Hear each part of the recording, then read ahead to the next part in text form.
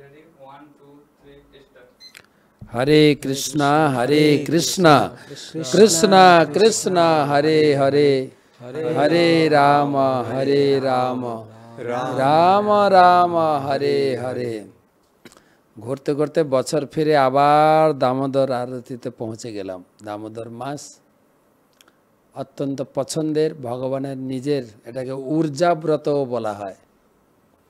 আর আমাদের তো প্রতি রবিবারের মতো এই রবিবারও আমরা ডেডিকেট করছি টকশো দামোদর আরতির উদ্দেশ্যে। আপনাদের পছন্দের এই টকশোর অনুষ্ঠান অপেক্ষা করে থাকেন কখন শুরু হবে টকশো। তো আজকে অনেক নতুন নতুন আমাদের বক্তা এসেছেন। আর এটা একটা গুরুত্বপূর্ণ, 12 মাসের ভিতরে একটা মাস পুরো এই ব্রতের উদ্দেশ্যে উৎসর্গীকৃত। পুরো মাস, প্রতি বছর এক মাস দামোদর ব্রত।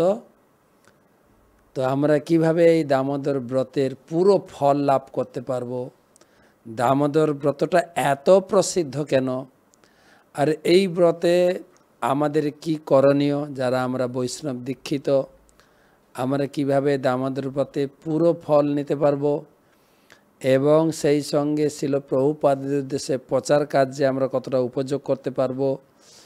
পুরাণে বলা হয়েছে, ন কার্তিক সমমাস ন কৃতেন সমম যুগম ন বেদ সদৃশম শাস্ত্রম ন তীর্থয়া গঙ্গায়া সমম।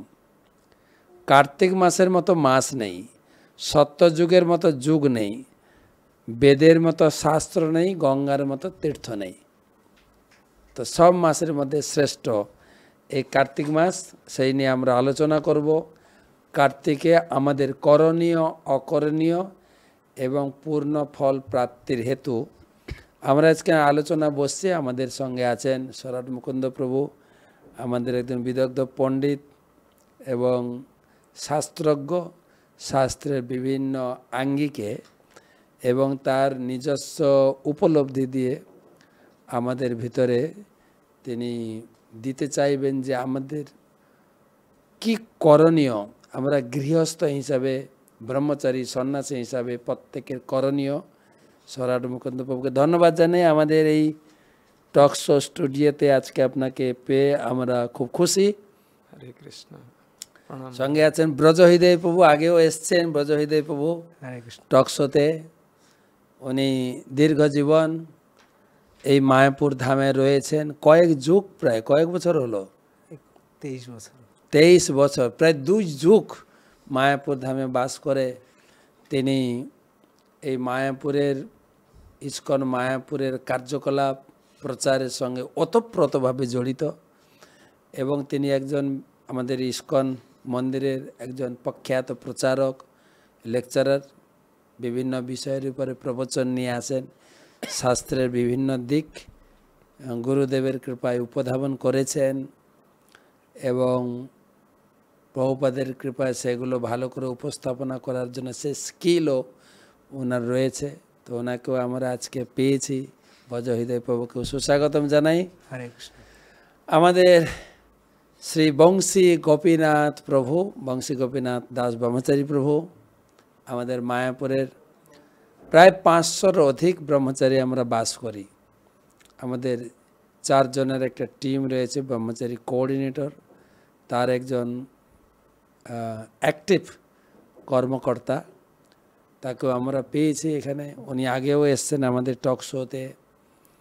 তা বিশেষ করে এই দামোদর মাসের গুরুত্ব আমাদের ভক্তি জীবনে এবং প্রচারের ক্ষেত্রেও, সেই দিকগুলি বিভিন্ন শাস্ত্রের কে রমন্থন করে তিনি আমাদের বিশেষ করে ভাগবতমের আঙ্গিকে তুলে ধরবেন। তো আমি বংশী গোপীনাথ প্রভুকেও সুস্বাগতম জানাই আমাদের টকশো স্টুডিওতে। আর আপনার শ্রোতারা যারা আছেন, আমাদের টকশো এর কাস্টমার, আপনাদেরকেও সুস্বাগতম জানাই। আমরা সামনে কার্তিক মাস শুরু হতে চলেছে, তার আগে থেকে কার্তিক মাসের একটা প্রস্তুতি নিয়ে আলোচনা করব। আমি প্রথমে বংশী গোপীনাথ প্রভুর কাছে জিজ্ঞাসা করব, অনেক ব্রত আছে, কিন্তু এই কার্তিক ব্রত 1 মাস আচার্যগণ কি বোঝাতে চাইছেন, এটা এত গুরুত্বপূর্ণ কেন? যদি সবার কাছে একটু দিক নির্দেশন, 1 মাস ব্রত, কার্তিকের এত গুরুত্ব কেন? হরে কৃষ্ণ। তো সকলকে আজকের এই দামোদর বিষয়ক টক শোতে স্বাগত। তো এই দামোদর ব্রত আমরা দেখছি 1 মাস ব্যাপী হচ্ছে, আর বিশেষত আন্তর্জাতিক কৃষ্ণামৃত সংঘ ইস্কনে সেটাকে বহুত আড়ম্বর সহকারে এই ব্রত উদযাপন করা হচ্ছে। গৌড়ীয় বৈষ্ণব সম্প্রদায় সেই ব্রত, গৌড়ীয় বৈষ্ণব সম্প্রদায় একটা প্রাণ স্বরূপ। এই দামোদর ব্রতর মাধ্যমে কৃষ্ণ হরিনামৃত প্রচার, ভক্তদের উদযাপন, উজ্জীবিত সুন্দরভাবে প্রচারকরা করছেন। তো এই দামোদর ব্রতটা 1 মাস কেন হচ্ছে, সেইটার কি কারণ রয়েছে? তো আমাদের পরমারাধ্য গুরুদেব শ্রী শ্রীমৎ জয়পতাকা স্বামী তিনি বলেন যে এটা ভগবানের একটা বিশেষ করুণা, ভক্ত এবং ভগবানের দুজনের ইচ্ছা যে সেই কৃপাটা সকলেই প্রাপ্ত হবেন। সাধারণত আমরা দেখছি বর্তমান এখন এই 2 দিন আগে কালকে থেকে শুরু হয়েছে big billion day. Amazon, Flipkart Durga Puja উপলক্ষে এই বছরের একটা দিন যেটা সবথেকে বেশি ডিসকাউন্ট রেটে সবাই কেনাকাটা করতে পারেন, ক্রয় করতে পারেন। তো বিগ বিলিয়ন ডে, তো ভগবানও একটা বিগ বিলিয়ন মাস আমাদের দিয়েছেন। তো এই মাসটা দামোদর মাস নামে খ্যাত। মাস যেহেতু সেটা মাসটা 1 দিনে হয় না, এটা 30 দিনে হয়ে থাকে, সেজন্য দামোদর মাস বলা হয়। এই হতো এটা 30 দিন যাবত অনুষ্ঠানটা। আর দ্বিতীয় হচ্ছে ভগবানের ইচ্ছা যে আমরা 1 দিনের অনুষ্ঠান অনেকেই উদযাপন ধরতে পারি না, জানতে পারি না, বুঝতে পারি না, কিন্তু 1 মাসের ভিতরে কেউ কোনো না কোনোভাবে দিনের একটা দিন সে যুক্ত হতে পারবে, বিবিধভাবে যুক্ত হতে পারবে। সেটা হচ্ছে ভগবানের একটা বিশেষ করুণা। তা আমাদের এই যে 1 মাসের কথা বলা হয়েছে, মাস এটা, তো ভগবানের 3টা মাস প্রিয়, মাঘ মাস, বৈশাখ মাস এবং দামোদর মাস। তো এই দামোদর মাসে হচ্ছে সবথেকে বেশি প্রিয়। আর এই কথাটা ভগবান সত্যভামা দেবীকে উনি বলছেন। সত্যভামা দেবী একবার ভগবানকে জিজ্ঞাসা করেছেন, ভগবান আমি কি করে আপনাকে প্রতিরূপে লাভ করতে পারলাম? এই যে সত্যভামার প্রশ্নের উত্তরে ভগবান তখন এই সমস্ত কথা তিনি সত্যভামা দেবীকে বলেছেন, যেটা হচ্ছে দামোদর মহিমা। দামোদর ব্রত যে মূল মহিমা কোথা থেকে আমরা জানতে পারলাম, এটা সত্যভামা দেবী এবং ভগবান শ্রীকৃষ্ণের কথোপকথন থেকেই প্রকৃতপক্ষে আমরা দামোদরের মহিমা জানতে পেরেছি। একটা কনফিউজ লাগে, শাস্ত্রে পড়েছি কার্তিক মাস, আপনি বর্ণনা করছেন দামোদর মাস, দুটোর ভিতরে কোনো অন্তর? কার্তিক মাস, দামোদর মাস, আমি ঠিক এটা যদি একটু ক্লিয়ার করেন। বৈষ্ণবীয় ভাষায় হচ্ছে দামোদর মাস বৈষ্ণবরা, কিন্তু আমাদের যে কার্তিক, বৈশাখ, জ্যৈষ্ঠ, ভাদ্র, আশ্বিন এই সমস্ত মাস গণনা অনুসারে এটা হচ্ছে কার্তিক মাস নাম। ওই মাসটাকে বৈষ্ণবীয় ভাষায় দামোদর মাস। আমাদের যে বৈষ্ণবীয় 12টা মাস রয়েছে, গোবিন্দ এই সমস্ত যে 12টা মাস রয়েছে, সেই হিসাবে বৈষ্ণবদের একটা শিডিউল আছে, মাস আছে, সব নাম আছে। সেরকম আমাদের সাধারণভাবে জনসাধারণে কিছু 12টা মাসে 12টা নাম আছে। তো সেই অনুসারে কার্তিক মাস বলা হয়, আর বৈষ্ণব ক্ষেত্রকে দামোদর মাস বলা হয়। আর এই দামোদর মাসের নামটা শুরু হয়েছে ভগবান শ্রী দামোদর থেকে। মা যশোদা ওনার ছোট্ট ছেলে কৃষ্ণকে তিনি উদরে বন্ধন করেছিলেন, দাম বন্ধন। তো এই দাম বন্ধন এই মাসে হয়েছিল, তাই এই ভগবানকে কেন্দ্র করে এই মাসের নাম হয়েছে দামোদর মাস। আর বৈষ্ণবরা ভগবানকে সব কিছু ভগবানকে স্মরণ করতে পারবেন কিভাবে, সেই অনুসারে ওনারা খুব প্ল্যান প্রোগ্রাম ওনাদের সেইভাবে থাকে। শাস্ত্রে বলা হয়েছে কি সবসময় ভগবানকে মনে রাখতে হবে। হ্যাঁ, স্মরতব্য সততাং বিষ্ণু বিস্মর্তব্য ন জাতচিত।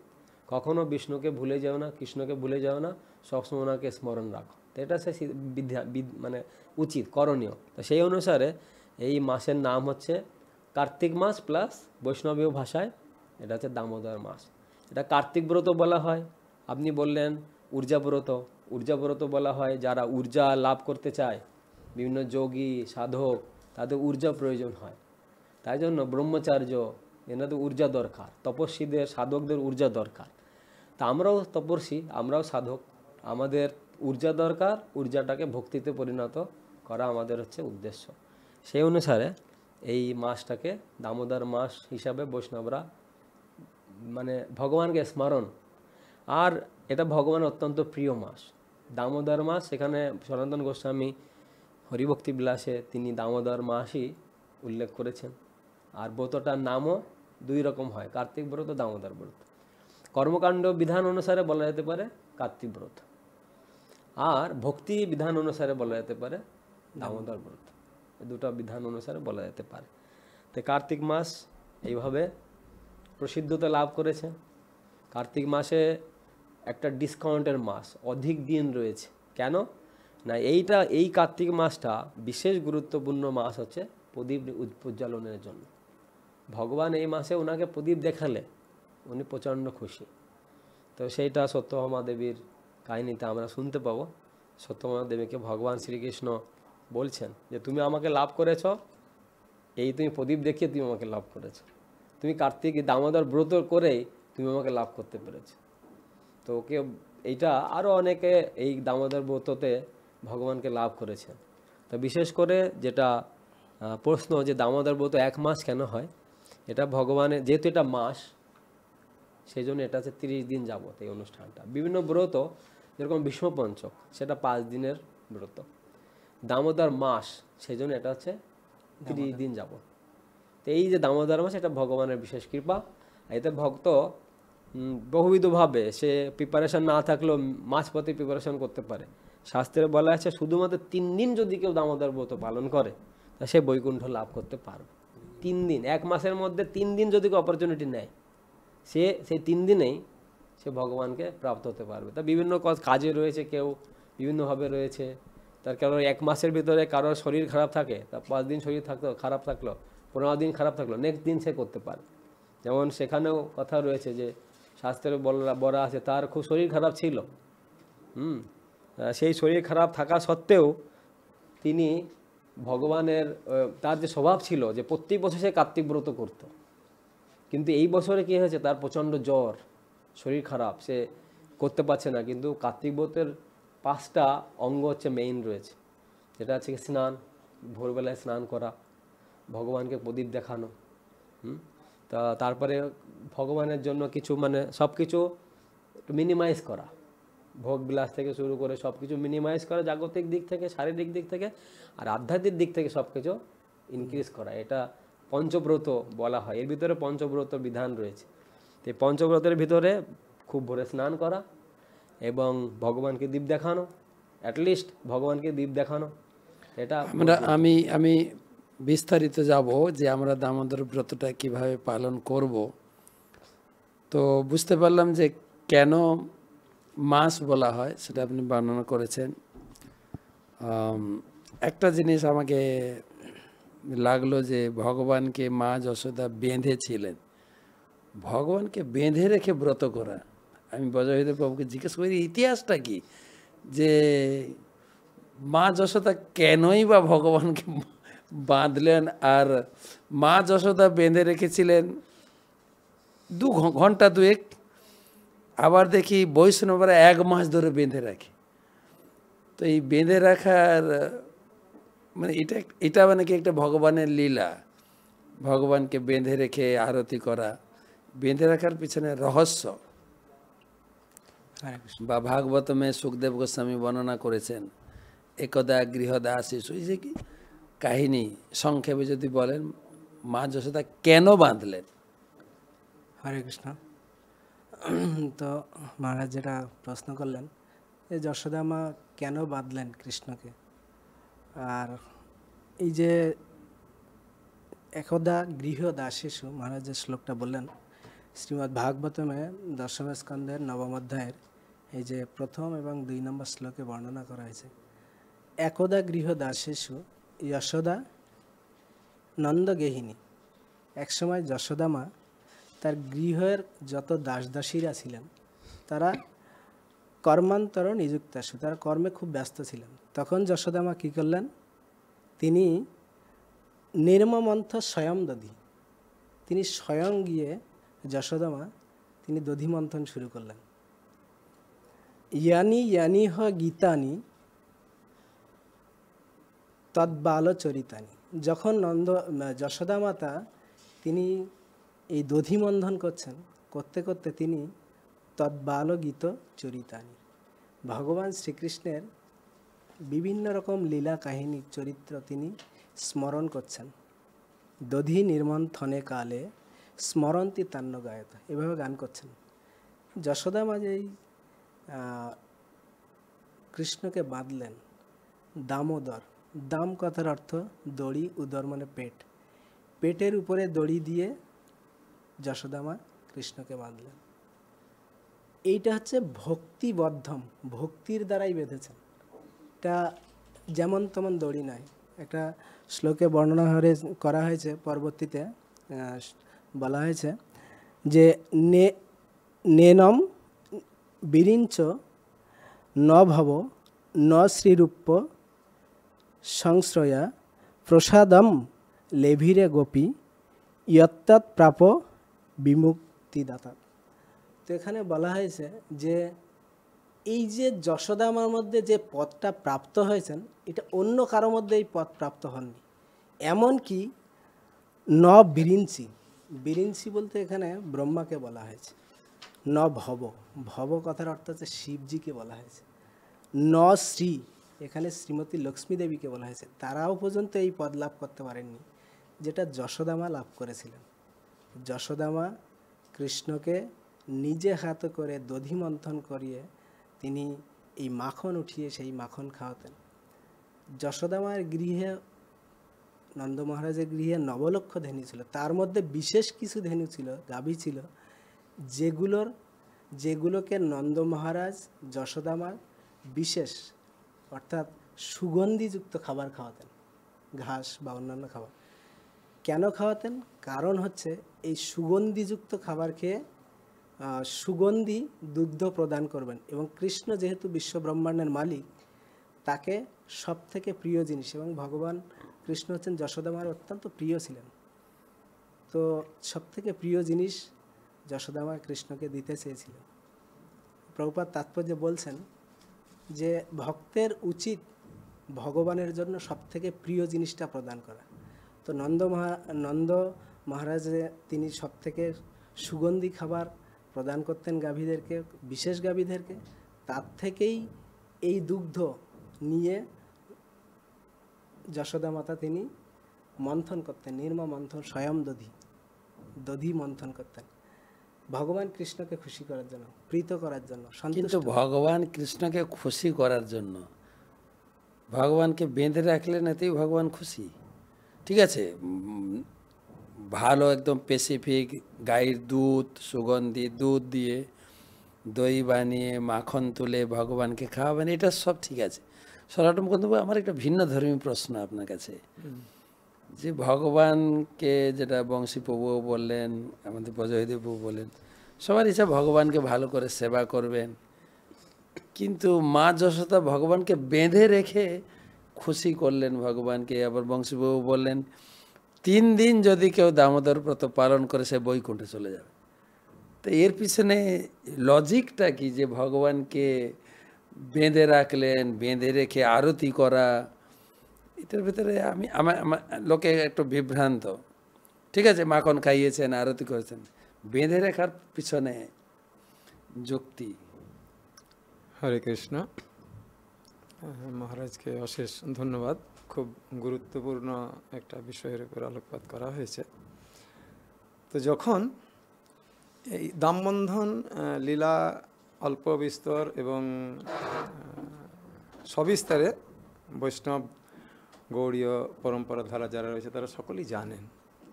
তো দামবন্ধন লীলা শুরু, প্রভু যেমন বললেন যে একদা গৃহদাসী ইত্যাদি করতে করতে যখন এটা মানে পিকে পৌঁছালো, তখন ভগবান শ্রীকৃষ্ণকে মা যশোদা ধরে বেঁধেছিলেন।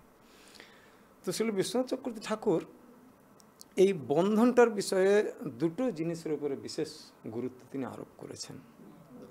শ্রীল বিশ্বনাথ চক্রবর্তী ঠাকুর বলছেন যে অথ শ্রীকৃষ্ণ নামাদি, আমরা পড়েছি ভক্তিরসামৃত সিন্ধু গ্রন্থে, বলছে যার নাম গ্রহণ মাত্রে বিশ্ব সংসার মুক্তি লাভ করে, তো সেই মুক্ত বস্তুকে কিভাবে বন্ধনগ্রস্ত করা যায়, অতএব তাকে বাঁধা যাবে না, এক। আর দ্বিতীয়, যে দড়িটা দিয়ে বাঁধা হয়েছিল সেটা হচ্ছে গোবন্ধনের দড়ি। আচ্ছা, গরুর বাঁধার দড়ি দিয়ে মা যশোদা বাঁধতে চেয়েছিল। বলছে গোবন্ধন অর্থাৎ ইন্দ্রিয়কে, গো শব্দের অর্থতে শ্রী ঈশ্বর চক্র ঠাকুর এখানে বলছেন যে ইন্দ্রিয়কে বন্ধনকারী দড়ি দিয়ে গোপেশ, অর্থাৎ ভগবান শ্রীকৃষ্ণ যিনি ইন্দ্রিয়ের অধিপতি, তাকেই বা কী করে বন্ধন করা যাবে। তো এই দুইটি বিষয়ের উপর আলোকপাত করে শ্রী বিশ্বনাথ চক্র ঠাকুর বলছেন যে জগৎ সংসারে মা যশোদার এই যে একটা ঐকান্তিক প্রয়াস, আর এই ঐকান্তিক প্রয়াসের দ্বারা ভগবান যে প্রসন্নতা লাভ করেন, ভক্তের ঐকান্তিক প্রয়াসের দ্বারা ভগবান যে প্রসন্নতা লাভ করেন, এই দুইয়ের মেল বন্ধনের জন্যেই এই দামবন্ধন উৎসবটাকে সম্পন্ন করা হয়েছিল। যিনি মুক্ত পুরুষ, তাকে বন্ধন করার জন্যে যখন প্রাণপণ চেষ্টা মা যশোদা করেছিলেন, আর ভগবান যখন স্বয়ং তার ভক্তের এই প্রাণপণ প্রচেষ্টাটা দর্শন করেছিলেন, এই ভক্তের সঙ্গে ভগবানের এই যে অন্তরঙ্গ প্রেমের বিনিময় বা ভালোবাসার বিনিময়, এইটা হচ্ছে দামবন্ধন উৎসবের একটা মুখ্য দার্শনিক মানে পার্ট, অঙ্গ। তো এই থেকে আমরা যে 1 মাস ধরে যাবত যে পালন হচ্ছে উৎসব ইত্যাদি, তো তার মানে আপনার বক্তব্য হচ্ছে মা যশোদা মানে গরু বাঁধা দড়ি দিয়ে বাঁধেননি। না, মা যশোদা যে বাৎসল্য ভাবের প্রেমের বন্ধন, বা আমাদের সত্যব্রত মুনি বলেছেন যে স্থিতগৈব দামোদরম ভক্তি ভক্তিবদ্ধম, মা যশোদার ভক্তির প্রাবল্যতা বা স্নেহ বাৎসল্য ভক্তির প্রাবল্যতা দিয়ে গোপালকে বেঁধেছেন, তিনি এবং তার ঐকান্তিক প্রচেষ্টা, ভগবানকে সেবা করার ঐকান্তিক প্রচেষ্টা, যেটা আমরা গ্রহণ করতে পারি যে ভগবান কোনো মূর্তি নন, ভগবান একজন ব্যক্তি, তাকে বাৎসল্যভাবে সেবা করা, তাকে প্রেমিকভাবে সেবা করা, সেই যে প্রেমের বিনিময়, বাৎসল্যভাবের বিনিময়, এটা একটা আচার্যগণ বা ভক্তির পরাকাষ্ঠা প্রদর্শন করেছেন, দড়ি দিয়ে বাঁধেননি, এটা ক্লিয়ার। চৈতন্য চরিতামৃতে তো ছিল কৃষ্ণদাস কবিরাজ গোস্বামী মহাশয় তো বলছেন ওখানে যে মাতা মোরে পুত্র স্নেহে করেন বন্ধন, অতিহীন জ্ঞানে করে লালন পালন, সখা শুদ্ধ সখ্যে করে স্কন্ধে আরোহণ, তুমি কোন বড় আর আমি ছোট জন, প্রিয়া যদি মান করি করো এ ভৎসন, বেদস্তুতি হইতে যাহা হরে মোর মন। তো মানে ব্রাহ্মণের মন্ত্রেও ভগবান সন্তুষ্ট হন না, গোপীরা যখন মান করে গালাগালি করতেন তাতেই কৃষ্ণ সন্তুষ্ট। খুব ভালো যুক্তি। এখানে চৈতন্য চরিতামৃত তো ফিলোজফির শিরোমণি পিএইচডি গ্রন্থ, সেখানে যে মাতা স্নেহের বন্ধনে আমাকে বাঁধতে হবে, তা ভগবানকে দড়ি দিয়ে বাঁধা যায় না, এটাই, বা ভগবান কেবল যে মায়ের হাতে বন্ধন হয়েছেন তাই না, ভক্ত তার প্রেমের বন্ধনে, স্নেহের বন্ধনে ভগবানকে তার ভক্তির বন্ধনে বশীভূত করতে পারেন।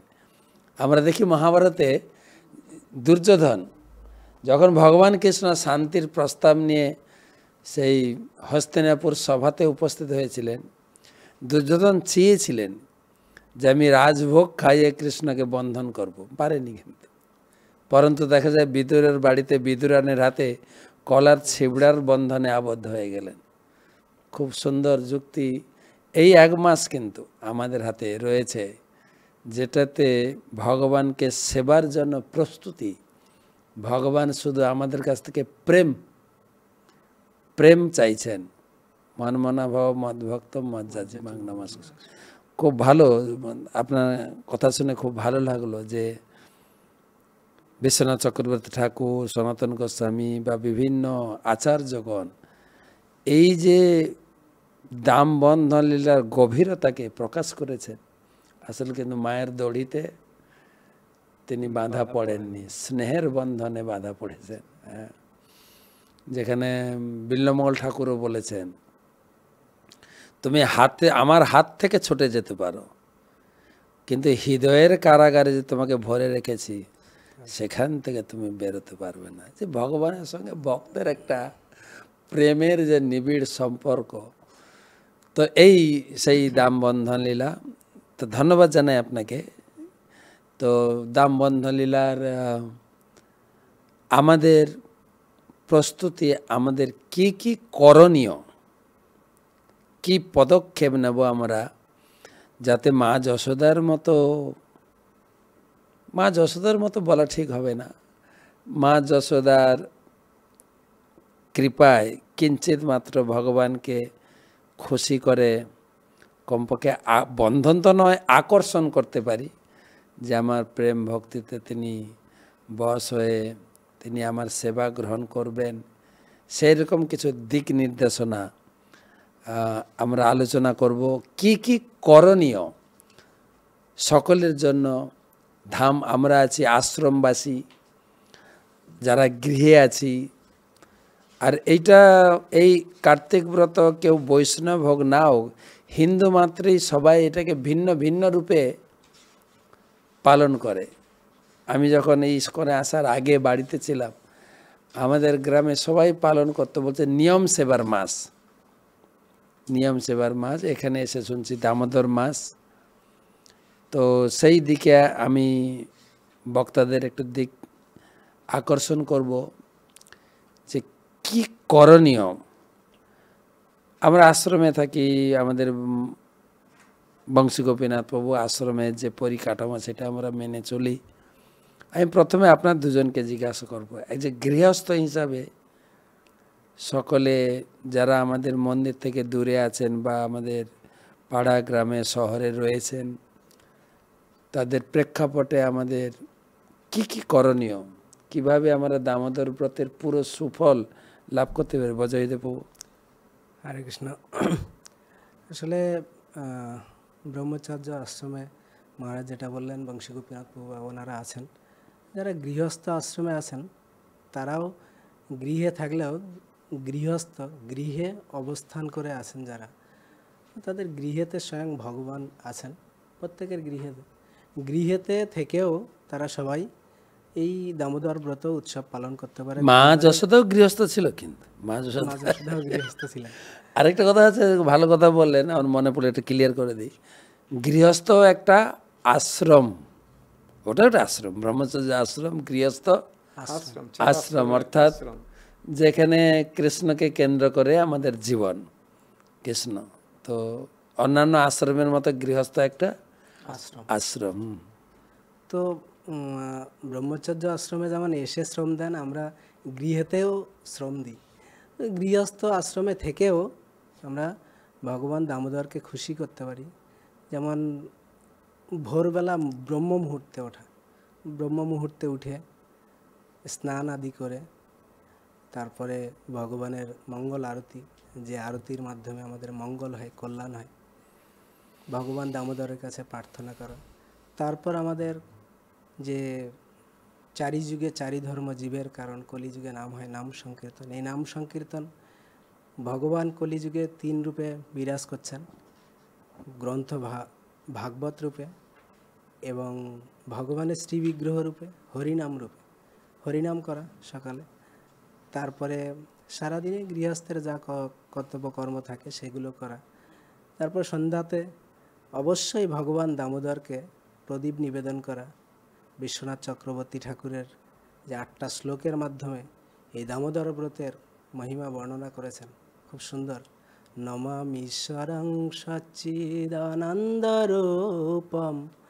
লসৎকুণ্ডলঙ্গ কুলে ভ্রাজমানম যশোদাভিয়লোক লাব্ধবমানাম পরমিষ্টমাত্তম ততদ্রুত গোপ।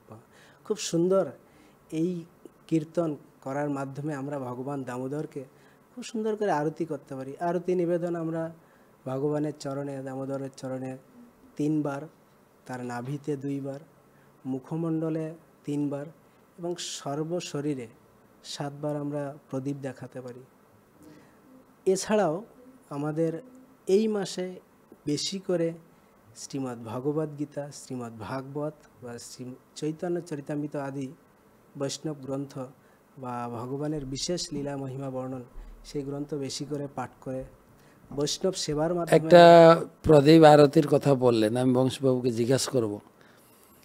একটা মতান্তর শোনা যায়, কেউ তেল প্রদীপ আরতি করছেন, কেউ ঘিয়ের প্রদীপ, কেউ আবার তুলসী কাঠের প্রদীপ, মাটির প্রদীপ, পিতলের প্রদীপ। এর ভিতরে কোনো ভাগ আছে নাকি, যে কোন প্রদীপে আরতি করলে ভগবান বেশি খুশি হবেন, কোন প্রদীপ? হরে কৃষ্ণ। আমাদের বর্তমানে দেখা যাচ্ছে বহুবিধ প্রদীপ ভক্তরা ইউজ করছে, ব্যবহার করছে। তো প্রদীপ ক্ষেত্রে আমরা ছোটোবেলা থেকে জেনে আসছি, প্রদীপ মানে সেখানে একটা পাত্র থাকবে, সের ভিতরে কিছু তেল, সেখানে ঘিত বা পোলতা, এই সবটা 3-এর মিশ্রণে একটা প্রদীপ।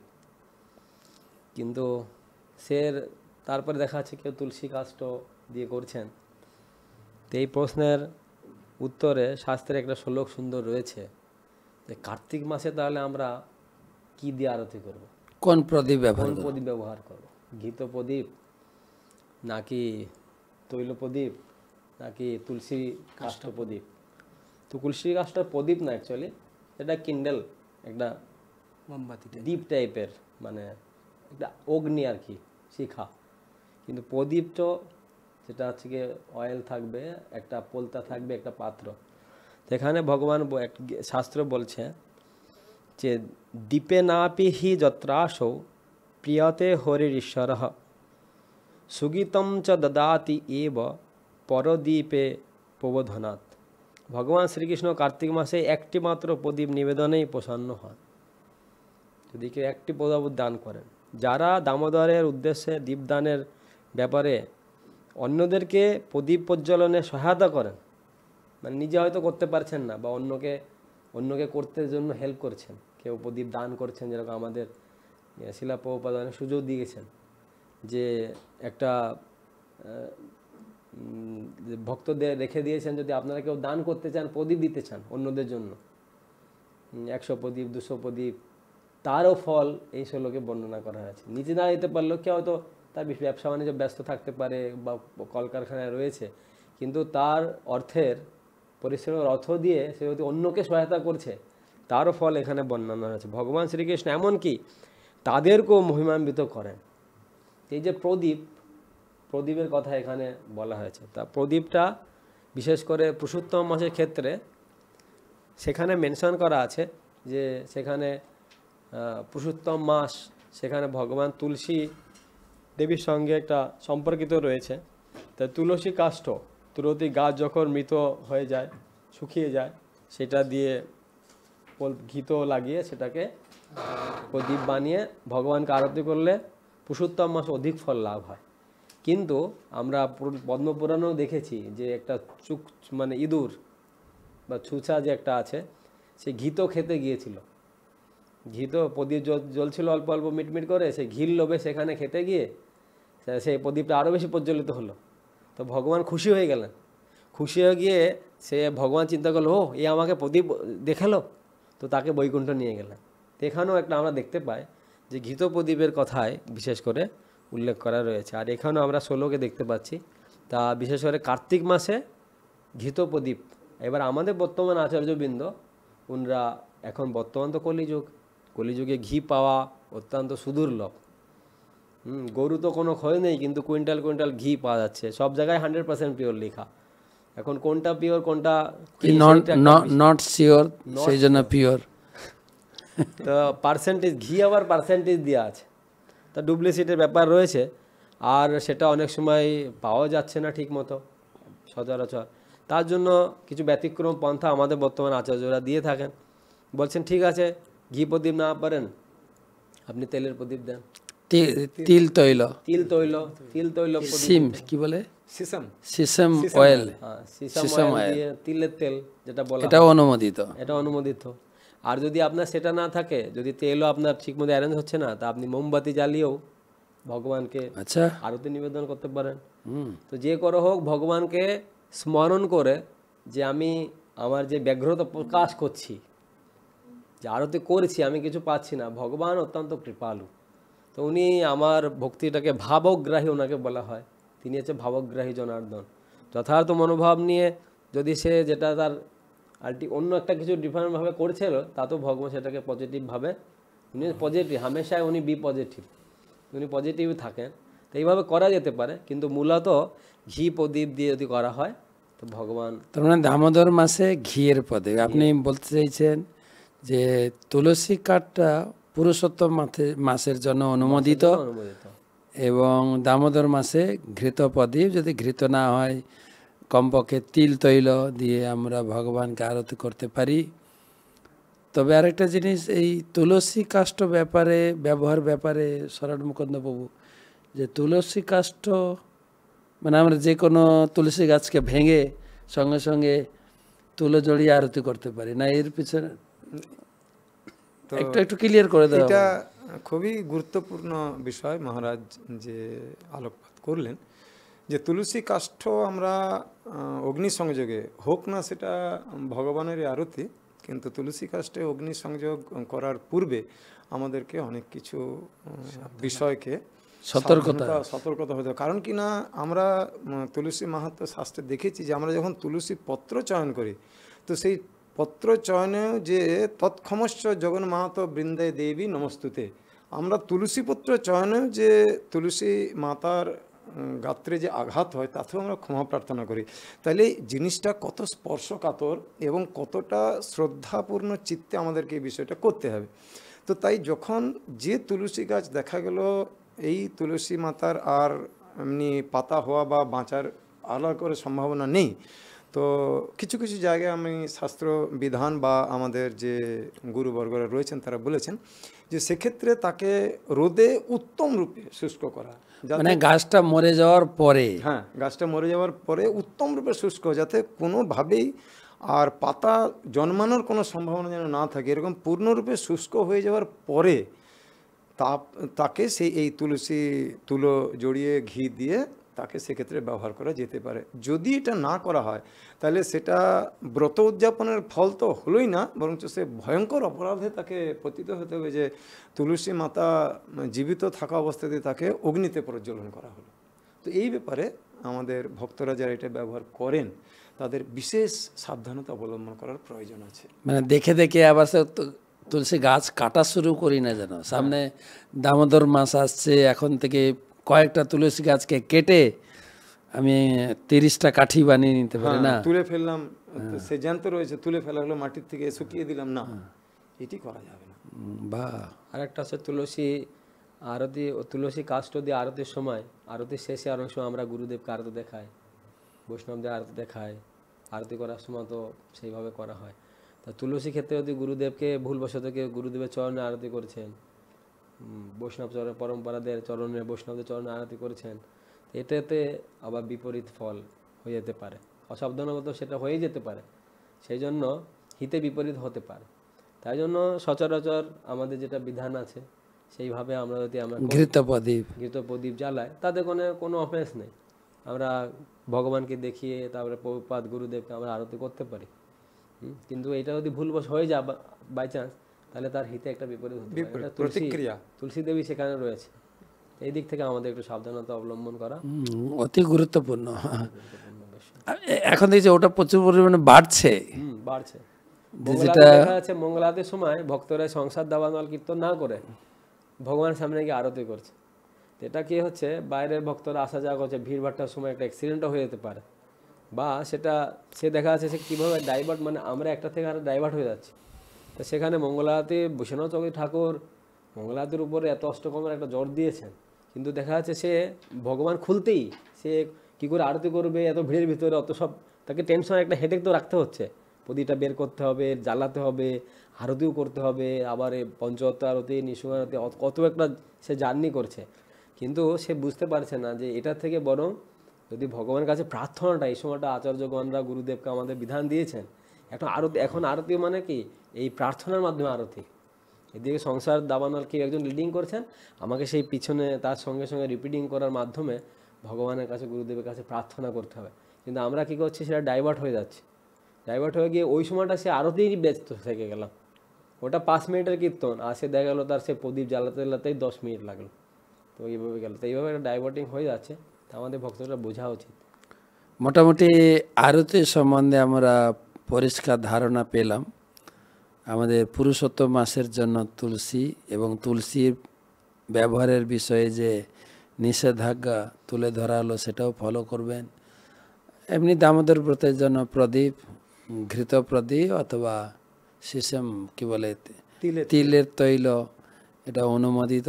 সেই সঙ্গে যেটা বজহিতবাবু অ্যাড করেছেন, আমরা নমামি ঈশ্বরম পথটি গাইতে পারি অথবা আমরা টেপ চালিয়ে দিতে পারি, শুনতে শুনতে দামোদর ভগবানের পুরো 8টা স্তবকে যে লীলা বর্ণনা হয়েছে সেটা অনুমোদন, সেটাই গাইতে গাইতে আমরা আরতি করতে পারি, ভগবানের ধ্যানে মগ্ন হতে পারি।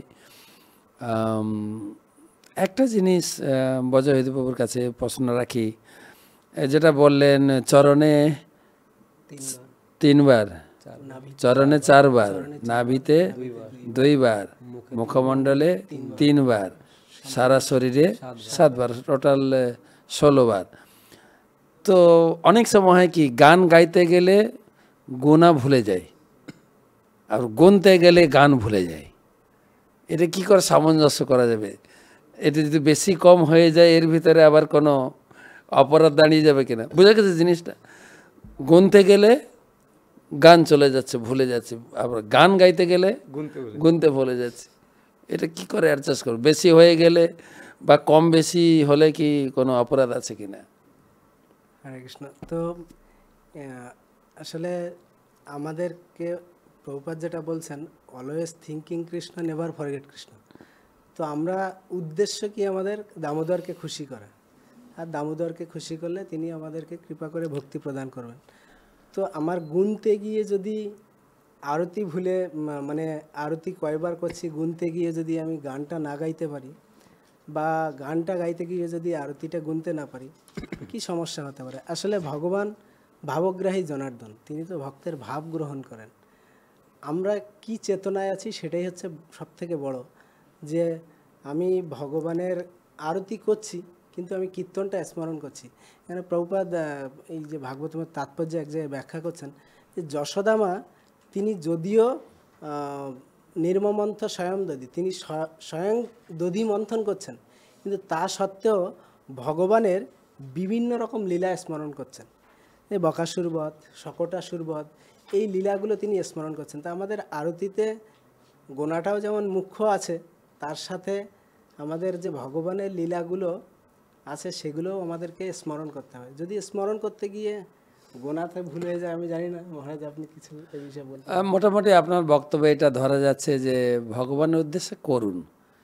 গুনাটা জন্মাসবাবু একবার বলেছিলেন, কেন তুমি আর বেশিও করতে পারো, অধিকন্তু নদশায় করো, ভাবের আবেগে করো না, পুরো 8টা স্তবক গাইতে গাইতে তুমি করতেই থাকো।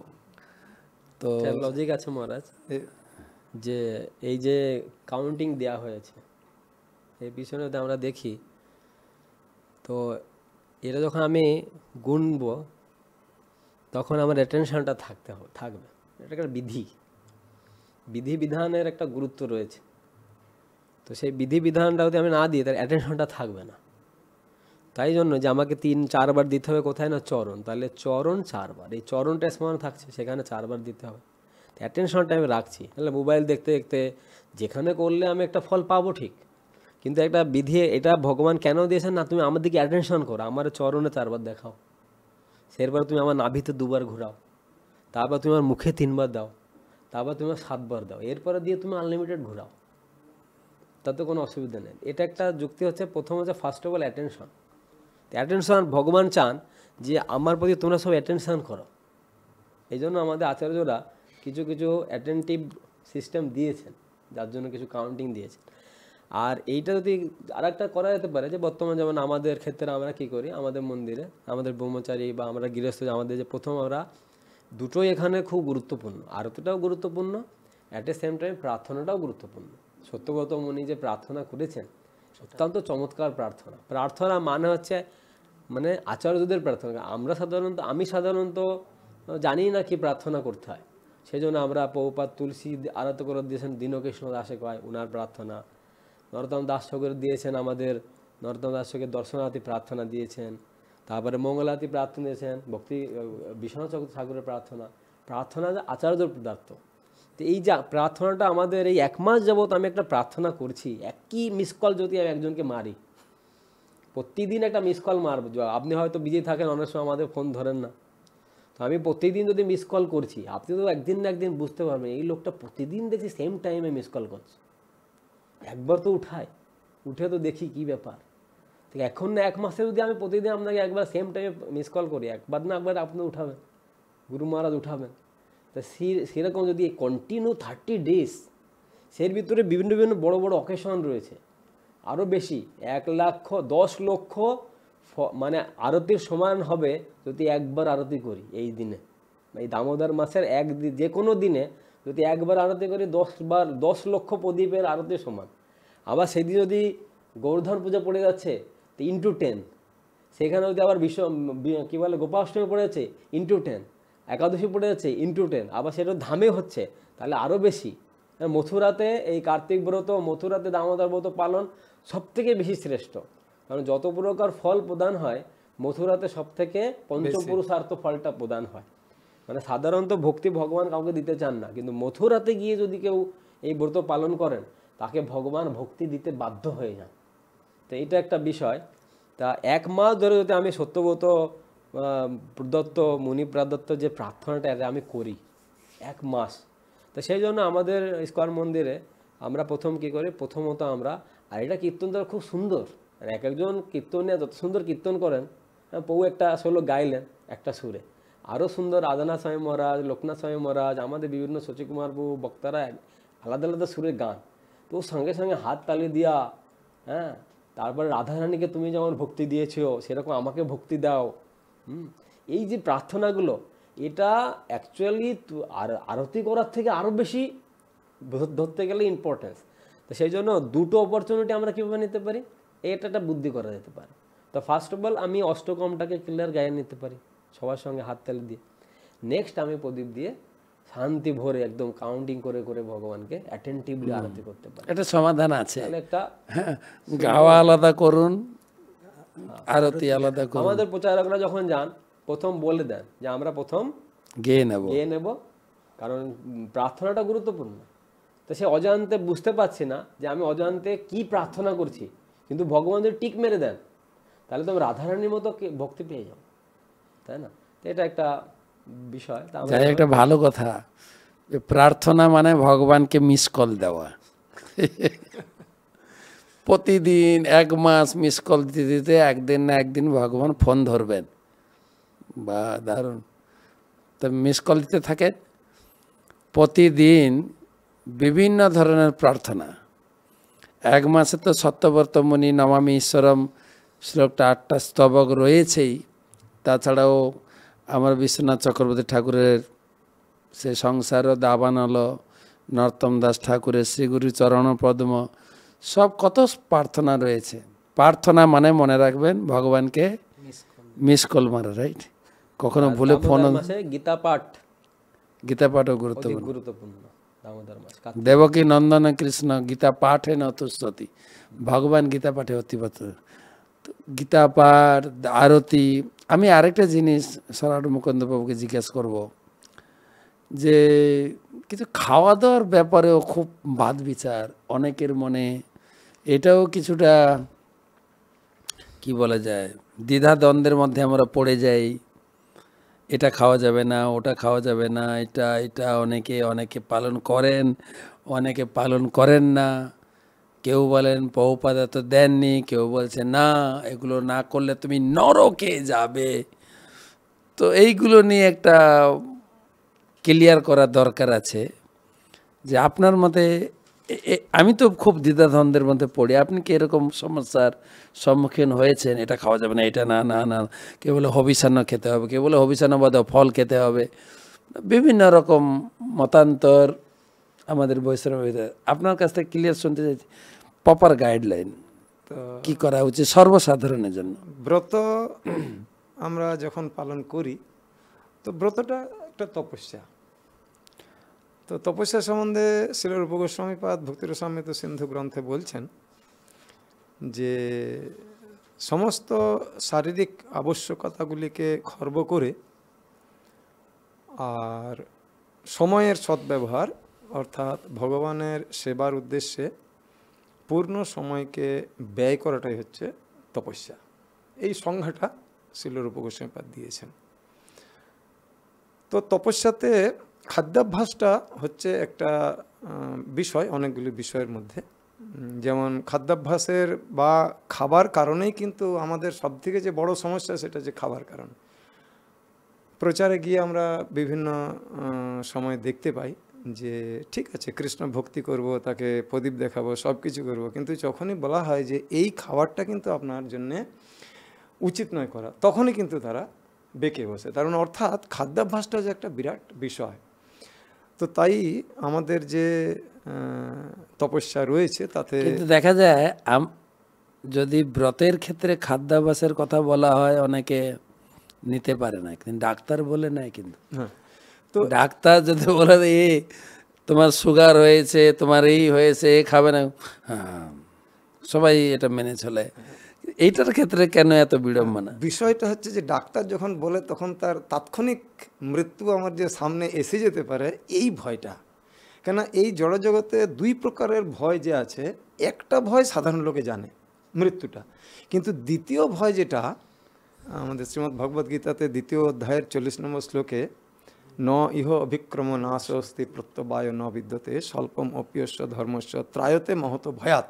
তো এই মহৎ ভয়ের যে দুইখানা ভয়, প্রথম ভয়টা সকলেই জানে, কিন্তু দ্বিতীয় ভয় আমাকে আরেকটা জড় দেহ ধারণ করতে হবে, হতে পারে কি সেটা মনুষ্য দেহ নাও হতে পারে।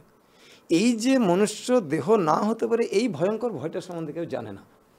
তো প্রথম ভয়টা সম্বন্ধে যেহেতু জানে, তাই ডাক্তার বলে দিল এইটা খেলে পরে প্রাণ সংশয় হতে পারে, ওই ভয়টাতে কিন্তু মরে যায়। কিন্তু তপস্যা হচ্ছে দ্বিতীয় ভয়টা থেকে বাঁচার জন্য। তপস্যা করলে তো প্রথম ভয়টাতে সে এমনিই বেঁচে যাবে। ভগবান বলেই দিয়েছেন যে তুমি যদি একবার আমার শরণ গ্রহণ করে থাকো তাতে অপরাধযুক্ত নামই নাও, নামাভাসে নাও, শুদ্ধ নাম নাও, তিনটাতে অ্যাটলিস্ট অপরাধযুক্ত নাম নিলেও সে আর নিম্নজনিতে যাবে না। তপস্যার ক্ষেত্রে এই খাদ্যাভ্যাসের যে রয়েছে বিভিন্ন শাস্ত্র গ্রন্থ যেমন বলছে, তাতে সত্যিকারেরই কোনো কোনো জায়গায় সংশয়াপন্ন হওয়ার সম্ভাবনা রয়েছে।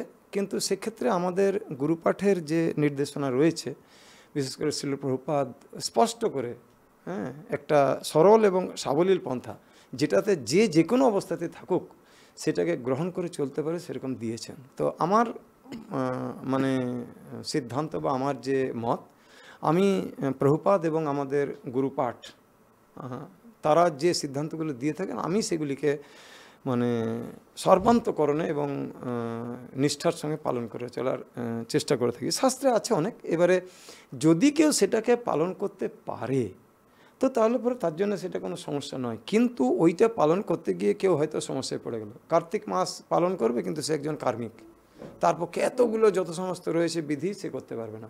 অফিস করে আসলো, সন্ধ্যাবেলায় স্নান করে কি বলে দামোদর অষ্টকম পাঠ করলো, একটা প্রদীপ দেখাতে পারলো, ওইটার পক্ষে সম্ভব। তো সেক্ষেত্রে যে বিধান শ্রীল প্রভুপাদ দিয়েছেন, শ্রীল প্রভুপাদের একটা চিঠি আমি এই বিষয়ে উল্লেখ করতে চাই। শ্রীল প্রভুপাদ একটা চিঠিতে লিখেছেন যে ব্রজবাসীরা ভগবান শ্রীকৃষ্ণকে যেভাবে সেবার দ্বারা সন্তুষ্ট করত, যার ফলে কৃষ্ণ বাধ্য হয়েছিল তাদেরকে রক্ষা করার জন্য পাহাড় তুলতে। তো আমরা যদি ব্রজবাসীদের মতো মনোভাব নিয়ে ভগবান শ্রীকৃষ্ণকে সেবা করার ইচ্ছাটাকে প্রকাশ করে থাকি, তাহলে কৃষ্ণ আমাদের মানে বাধা বিপত্তি বিঘ্নকে দূর করার জন্য আমাদের জন্য পাহাড় তুলবেন। তো প্রভুপাদ যখন এই সুনিশ্চয়করণটা গ্যারেন্টিটা যখন দিয়েছেন, তখন প্রভুপাদ যেভাবে আমাদেরকে ব্রত আদি পালন করার জন্য যা নির্দেশ স্পষ্ট রূপে, প্রভুপাদ কোথাও কিন্তু কোনো সংশয় থাকতে পারে এরকম কোনো নির্দেশাবলী দেননি, স্পষ্ট যে তুমি এইগুলো করবে, এইগুলো করবে না। তো সেইগুলো মেনে চললে পরে আমি দেখেছি আমার ব্যক্তিগত জীবনও, আমার দীর্ঘ কার্মিক জীবন ছিল, কোথাও আমার তেমন করে সমস্যা হয়নি। মানে 4 মাসে 4টে যে বিধি দিয়েছেন, এই বিধিটাকে মেনে চলা সহজ সরল এবং সাবলীল, এটা কঠিন কিছু নয়। মানে প্রথম মাসে শাক, হ্যাঁ, দ্বিতীয় মাসে দই, তৃতীয় মাসে দুগ্ধ, দুগ্ধ, এবং তারপরে মাসকলাই। মাসকলাই ডাল। এবং বাইরের যারা একদম বৈষ্ণব ধর্মের দীক্ষিত নয়, তারাও জানে যে কার্তিক মাস মানে নিয়ম মাস, তারা আমিষটা বর্জন করে চলে। নিয়ম সেবার মাসে সাধারণত তারা মাছ মাংস খায় না। তো মোটামুটি একটা ধারণা যে প্রভুপাদ একটা সবার জন্য, সর্বসাধারণ, সর্বদেশের, সর্বসমাজের একটা নর্মাল গাইডলাইন দিয়েছেন, যাতে সবাই এটাকে পালন করে ব্রত করতে পারি। কিন্তু অনেকে যারা আছেন যে তুমি গাজর খাচ্ছ কার্তিক মাসে, তোমাকে নরকে যেতেই হবে। কেউ কে আবার বলে, আমি শুনেছি, এই দামোদর মাসে সূর্যাস্তের পরে কোনো কিছু খেতে নেই, খাচ্ছ তুমি, হ্যাঁ, এটা তোমার দামোদর ব্রত হচ্ছে না। এগুলোর ব্যাপারে আপনাদের কি মত? যে সত্যি কি আমি পটল খেলে নরকে চলে যাব কার্তিক মাসে? না, এরকম শুনে ভয় পেয়ে যায়, শুনে এটা খেতে নেই, ওটা খেতে নেই, পটল হচ্ছে এইটা জিনিস। তো কি একটা ভালো মহারাজ, যেটা হচ্ছে অ্যাকচুয়ালি শাস্ত্র, সাধু সন্ত শাস্ত্র থেকেই তারা সবাই বলেন, শাস্ত্র বিশ্বাসী। আর আমাদের সনাতন ধর্ম অবলম্বী সবাই শাস্ত্র বিশ্বাসী। তো শাস্ত্রে বিভিন্নভাবে তারা শুনেছেন, সেটা দেখছেন, পড়ছেন। কিন্তু যখন কলির যুগের পরিবর্তন হয়, যুগের পরিবর্তন অনুসারে কিছু পরিবর্তন হয়ে থাকে। বিশেষ করে যেমন এই কলি যুগে আমরা কোনো কিছুতে পারদর্শী নয়, মানে এটা মহাপুরের স্পেশাল কৃপা। আর তার পরবর্তীকালে শিলা প্রভুপাদের আচার্যদের আচার্যদের কৃপা। তো আমরা শাস্ত্র দেখি, শাস্ত্রের বিভিন্ন যুগে বিভিন্ন কল্পে শাস্ত্রর বিভিন্ন যুক্তি পরামর্শ সেখানে রয়েছে। সেই জন্যই কলিযুগে শুকদেব গোস্বামী বলেছেন, সৎ মহা সেবায়া বিপ্রা। এই কলিযুগে হচ্ছে গিয়ে মহৎ জনদের, মানে আচার্য সেবাটা হচ্ছে, গুরু সেবাটা হচ্ছে, গুরু আরাধনা, আচার্য আরাধনা সর্বশ্রেষ্ঠ আরাধনা। তা আচার্যদের যে দিক নির্দেশ পন্থা, এটা হচ্ছে আমাদের আরাধ্য, যেটা চৈতন্য মহাপ্রভু এসে প্রবর্তন করেছেন।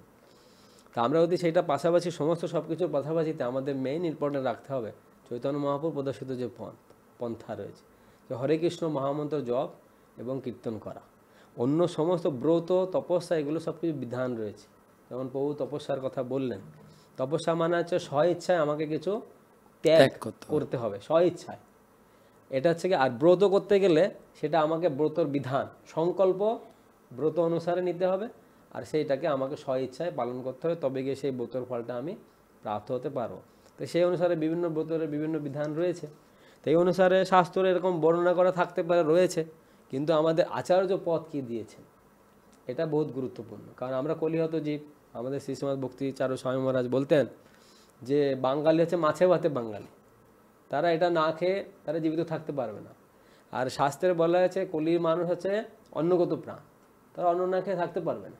কিন্তু সেই ভিতরে কি করে তারা উত্তম বস্তু লাভ করতে পারে, সেটা মহাপুরুষ সেই জন্য ট্যাবলেট বানিয়ে নিয়ে চলে এসেছে। সবাইকে হরে কৃষ্ণ মহামন্ত্র ট্যাবলেট দিয়েছেন, যে কীর্তন করবে সে তার পুণ্যফল সব কিছু প্রাপ্ত হবে। তাই মোট কথা হচ্ছে যে আমাদের সব কিছু করার মাধ্যমে হরে কৃষ্ণ মহামন্ত্রকে আমাদের বেশি প্রাধান্য দিতে হবে। আমি সব কিছু করলাম কিন্তু হরে কৃষ্ণ মহামন্ত্র করলাম না, তাহলে আমার সাকসেসের অনেকটা দূর থেকে যাবে। তা মানুষ সাধারণত মূল বিষয়টাকে বাদ দিয়ে গৌণ বিষয়টাকে বেশি প্রাধান্য দেয়, মুখ্যটাকে বাদ দিয়ে গৌণটাকে বেশি প্রাধান্য দেওয়া হয়। আর সেই দিকে আস্তে আস্তে অনেক সময় দেখা যাচ্ছে ভক্তরা অ্যাস্ট্রোলাইজারকে বেশি প্রাধান্য দিচ্ছে, স্বয়ং গুরুদেব সাক্ষাৎ রয়েছেন, আচার্য সাক্ষাৎ রয়েছেন, কিন্তু এরপরে তার অ্যাস্ট্রোলজারকে, তার ভাগ্য কি বলছে ওটা দিয়ে বেশি প্রাধান্য দিচ্ছে, বিভিন্ন অষ্টকমকে বেশি প্রাধান্য দিচ্ছে, কিন্তু হরে কৃষ্ণ মহামন্ত্র সর্বশ্রেষ্ঠ। তা আমাদের যেরকম আমরা অষ্টকম করছি, প্রার্থনা করছি, কিন্তু আমরা কন্টিনিউ কোনটা করছি, আমাদের যেমন 5 মিনিট অষ্টকম আমরা প্রার্থনা করছি, কিন্তু তারপরে সবসময় হরে কৃষ্ণ মহামন্ত্র কীর্তন করছি। এই যে নামযজ্ঞটা হচ্ছে কলিযুগের মেইন ধ্যেয়, তো এইটাকে আমাদের মেইন প্রাধান্য রাখতে হবে। তাই হরে কৃষ্ণ মহামন্ত্র বেশি করে জপ করতে হবে, নাহলে এই সমস্ত দোষ আমাদের লেগে যাবে। অফকোর্স দোষ সেখানে রয়েছে, শাস্ত্র বর্ণনা আছে, মানে সেখানে কোনো প্রকার সন্দেহ নেই, কিন্তু হরে কৃষ্ণ মহামন্ত্র যদি আমরা কীর্তন না করি, তাহলে জপ না করি, তাহলে সেই দোষগুলো আমার লেগে যাবে। তো এটা হচ্ছে সিদ্ধান্ত যে আমরা আচার্যদের পন্থা যেন শিল প্রভুপাদ আমাদের বিশেষ করে হরে কৃষ্ণ মহামন্ত্র আমাদের করতে বলেছেন, আর এই 4টে মাসে 4টে বস্তু বিধান করেছেন। তো এইটা আমাদের পালন করতে করতে আমাদের হরে কৃষ্ণ মহামন্ত্র কন্টিনিউ আমরা গুরু আজ্ঞা ষোলমালা জপ করছি, মঙ্গলা আরতি করছি, বাকি সেবা কার্য করছি। তো এটা করে গেলে এই সমস্ত যেগুলো রয়েছে সেগুলো আমাদের স্পর্শ করতে পারবে না। জয়। এইটাই বিষয়। 1 মিনিট মহারাজ। তো এইটাই হচ্ছে যে আমাদের আচার্যগণ পন্থা যখন প্রদর্শন করেন, সেটা শাস্ত্রকে উল্লঙ্ঘন করে নয়। তো শাস্ত্রে যেমন মূলনীতি একটা আছে, যেটা শাস্ত্রে লেখা রইল, এবারে তার উপরে বিশদ নীতি তৈরি হয়। তো বিশদ নীতিটা তৈরি হয় স্থান, কাল, পাত্র বিবেচনা করে। তো তাই শ্রীল প্রভুপাদ শাস্ত্রে যা বর্ণনা রয়েছে সেটাকে কিন্তু উল্লঙ্ঘন করে তিনি এই সরল সাবলীল পন্থাটি করেননি। তিনি মূল শাস্ত্রনীতিকে ঠিক রেখে শাস্ত্রনীতির আরেকটা যে প্রয়োগ বিশদ নীতি, সেই বিশদ নীতিকে প্রয়োগ করে তিনি এই সাবলীল পন্থা দিয়েছেন, যাতে করে মানে অধিক থেকে অধিকতর ভক্ত, মহাপ্রভুর যে সার্বজনীন নীতি ছিল যে এই জড় জগতের প্রত্যেকটি জীবাত্মাকে ভগবান শ্রীকৃষ্ণের প্রেমময়ী সেবা, সক্রিয় সেবাতে নিযুক্ত করে পরিশেষে তাদেরকে গোস্বামী পদ প্রদান করা।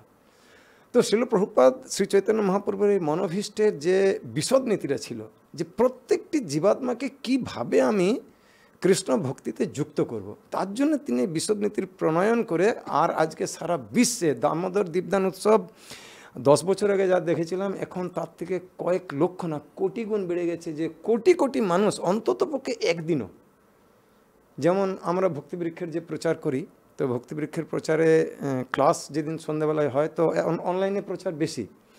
তো প্রত্যেক ক্লাসের শুরুতে আমরা বলে দিই যে প্রত্যেকে কিন্তু আপনারা একটা করে দীপ রেডি করে নিয়ে বসবেন। এবারে ক্লাস শেষ, ওই সময় ক্লাসটা একটু কম সময়ের জন্য হয়। এবারে দামোদর অষ্টকম গাওয়া হলো, এবারে প্রত্যেকে ওই মোবাইলটা তার যে ঘরের অল্টার রয়েছে সেই অল্টার দিকে ঘুরিয়ে প্রত্যেকে, তো একটা অনলাইন ক্লাসে মহারাজ 100 থেকে 150 জন অ্যাটেন্ড করে, 150 জন ওই ঘরে তাদের দীপদান করছে। এবং তাদেরকে বলা হয় যে আপনি তো একটা দীপদান করলেন, যে ফল পেলেন, তো আপনার পরিবারের আর যারা সব রয়েছে তারা এই দীপদানটা করুক। এবং এইভাবে আমরা করে একটা চার্ট পাঠিয়ে দিই প্রত্যেককে, যে ওই দিনে আপনি এবং আপনার পরিবারের কতজন লোক দামোদর ভগবানকে দীপদান করলো। এই যে প্রভুপদের বিশদ নীতির প্রয়োগ, এই যে বৈজ্ঞানিক পদ্ধতিতে প্রয়োগ, এতে হচ্ছে কি একসঙ্গে বহু বেশি লোক, এত বিধিনিষেধের মানে দেখা গেল হয়তো 100 লোক করতে পারছে, কিন্তু প্রভুপাদ এই বিশদ নীতি প্রয়োগের মাধ্যমে দেখা গেল লক্ষ লক্ষ লোক করতে পারছে। তো এই যে শাস্ত্রের বিশদ নীতির প্রয়োগের সুফলটা প্রভুপাদ আমাকে দিতে পেরেছেন, আমার মনে হয় যে এটা হচ্ছে অত্যন্ত প্রকৃষ্ট এবং উত্তম। একটা সাধারণ নীতি, আরেকটা হচ্ছে বিশদ। তো অধিকন্ত নন্দসায়ও আপনি করতে পারেন, পটল খাবেন না, বরবটি খাবেন না, শাক খাবেন না, হবিষান্ন বা কেউ পয়ব্রত, এটা যার পক্ষে যেরকম সামর্থ্য পক্ষে আপনি বেশি ব্রত করতে পারেন। কিন্তু যেটা বংশীপ্রভু বলেন, মূল নীতি কিন্তু হরিনাম, হরি চিন্তা, হরি ধ্যান, সেটা থেকে যেন আমি ডাইভার্ট না হয়ে যায়। আমি পটল খাচ্ছি না, তুমি পটল খাচ্ছ, আমি খাচ্ছি না, তুমি খাচ্ছ, এটা না করে জেনারেল নিয়ম, এই মাসে মাসকলাই ডাল নিষেধ, অধিকে আপনি করুন ভালো, কিন্তু আপনার সামর্থ্য পক্ষে আপনি করুন, সেটাও শাস্ত্রে রয়েছে। শরৎ মুকুন্দবাবু বলেন সেটাও শাস্ত্রে আছে। বিশদ নীতির ক্ষেত্রে আপনি বিস্তারিত পাবেন, অধিকন্তু করুন, আপনার সামর্থ্য পক্ষে আপনি করুন, বেশি লাভ পাবেন। কিন্তু মূল লক্ষ্য যেটা মহাপ্রভু দিয়েছেন, হরিনাম, ইহা হইতে সর্বসিদ্ধি, হরি সেবা, হরি নাম, হরি পূজা, হরি আরতিতে বেশি মনোনিবেশ করে এই আনুষঙ্গিক দিকটা শিথিল করতে হবে। তো খুব ভালো আলোচনা। যেন বজয়ন্তবাবু কিছু বলতে চাইছিলেন যে এই খাওয়া দাওয়ার ব্যাপারে, আর যদি কিছু বলেন। অ্যাকচুয়ালি মহারাজ স্বরাট মুকুন্দবাবু বা আমাদের বংশী গোপীনাথবাবু যেটা বললেন, আমি তাতেই একমত। এবং এটাই যে আচার্যরা যেটা সিদ্ধান্ত দিয়েছেন, আমাদের আচার্যদের সিদ্ধান্ত অনুযায়ী চলা উচিত। আর আমি বংশী গোপীনাথপুর বিষয়টা আর একবার বলছি যে হরিনাম বেশি গুরুত্বপূর্ণ। বলা হয়েছে গৌর দিল যে নাম, সেই নাম গাও, অন্য সব নাম মহিমা এই নামে তো পাও। গৌরাঙ্গ মহাপ্রভু যে নাম দিয়েছেন, আমরা যদি দামোদর ব্রত যে অষ্টকম আছে, অনেক সময় হয় যেটা যদিও সিদ্ধান্ত আগেই হয়েছে যে আগে দামোদর ব্রতর কীর্তনটা করে অষ্টকম করে তারপরে আমাদের প্রদীপ দেখানো। কিন্তু যদি কেউ মনে করে টাইমের অভাব বা অসুবিধা, যদি কারো গুনতে অসুবিধা হয়, আবার এদিকে কীর্তন করতে অসুবিধা হয়, তাহলে সেইখানে হরিনাম ইহা হইতে সর্বসিদ্ধি হইবে সবার। তো কেউ যদি দামোদর ব্রত করতে নাও পারে বা এই শ্লোকটা নাও জানে, যারা কর্মী জগতে আছে বা সবাই যে এই অষ্টকম পাঠ করতে পারবে তাও নয়, তারা কিন্তু হরিনাম সবাই জানে, হরিনাম করেই সবাই কিন্তু প্রদীপ দেখাতে পারে। এটাই আর কি। একটা ছোট্ট লজিক আছে মহারাজ, যেমন এই যে শাস্ত্রে বলা হয়েছে পটল খাওয়া, এটা খাওয়া, সেটা খাওয়া। সাধারণত যেমন বলতে পারে, কেউ প্রশ্ন করতে পারে, মহারাজ আমরা তো ভোগ টোক কিছু লাগাই না, আমাদের কি গতি হয়? সাধারণত তারা এখন অতটা উঠে আসতে পারেনি, শিখবতন বিধি নিয়ে সে আসতে পারেননি। কিন্তু তার এই মানে স্কিমটা, যে স্কিম থাকে, যেটাকে আমাদের শাস্ত্রে বিভিন্ন স্কিম দেওয়া হয়েছে, তো স্কিমটা তার ধরার জন্য চেষ্টা রয়েছে। তো সেই ক্ষেত্রে এখানে যেরকম বলা হয়েছে যে কার্তিক মাসে যদি কেউ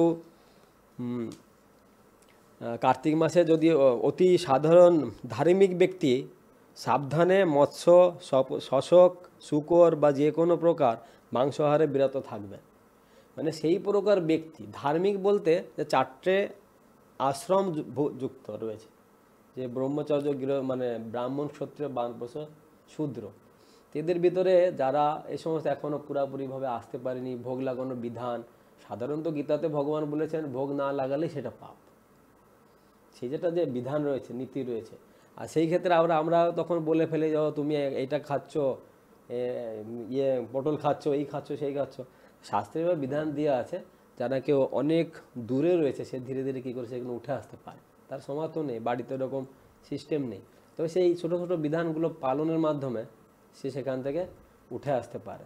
তাই সর্বোপরি হরে কৃষ্ণ মহামন্ত্র, মহাপ্রভু বলেছেন যে নাম লিয়া তো জান লিয়া, চারো বেদ কা ভেদ, বিনা হরে নাম নরক মে যায়, পড়ো এ চারো বেদ। যে নাম নিয়েছে সে জেনে ফেলেছে কি না, চারো বেদ কা ভেদ। হরে কৃষ্ণ মহামন্ত্র কীর্তন করার মাধ্যমে সে 4 বেদের ভেদ জানতে পেরেছে, মানে বেদও বিভিন্ন, মানে পুরো বেদ জানা হয়ে গেছে, পুরো বেদ জানা হয়ে গেছে। মহাপ্রভু বলছে, হরিদাস তুমি নিত্য নিত্য করো, তুমি বেদ অধ্যয়ন, নিত্য নিত্য করো তীর্থ ভ্রমণ দর্শন। কেন তুমি ঘরে বসে শুধু হরে কৃষ্ণ জপ করছো? তাতেই তোমার কার্তিক ব্রত, তাতেই তোমার পুরুষোত্তম ব্রত, তাতেই তোমার সমস্ত কিছু ব্রত, তত্ত্ব সমস্ত স্নান, তোমার সব কমপ্লিট হয়ে যাচ্ছে। অন্যথায় যে হরিনাম নিলেও না, নাম নিয়া তো জান লিয়া চারো বেদों का भेद, বিনা হরিনাম নরক মে যায়, পরয়ে চারো বেদ। আবার যে বেদ পাঠ করছে কিন্তু হরিনাম করছে না, যেহেতু সে বেদের ভাব বুঝতে পারছে না, বেদের ভিন্নতা বুঝতে পারছে না, সেই জন্য সেই কারণবশত সে বেদের মন্ত্র উচ্চারণ করতে পারছে না, সেই জন্য সে কোথায় যাচ্ছে? নরকে যাচ্ছে। বেদ পড়েও সে নরকে যাচ্ছে। অন্যথা সে বেদ না পড়ে শুধু হরে কৃষ্ণ কৃষ্ণ কৃষ্ণ হরে হরে, হরে রাম রাম রাম হরে হরে, সে করে ভগবানকে প্রাপ্ত। 4 বর্ণাশ্রমে যদি কৃষ্ণ নাহি ভজে, তো এটা হচ্ছে আমাদের মূলনীতি। তো খুব ভালো লাগলো। আর একটা জিনিস বাকি থেকে গেছে আমাদের ব্রতে, একটা প্রশ্ন আছে। তো ভগবানের আরতি, সত্যবতমণির শ্রেষ্ঠকম পাঠ, তারপর খাওয়া দাওয়ার ব্যাপারে একটা জমবাতি বলে একটা কথা আছে। ঘরে দেখতাম এই কার্তিক মাসে আকাশবাতি, ছাদের উপরে একটা লণ্ঠন টাঙিয়ে দেওয়া হতো।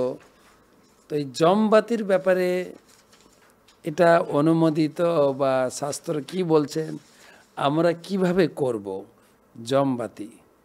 এটা মহারাজ পদ্মপুরাণে আকাশ প্রদীপের কথা উল্লেখ করা রয়েছে।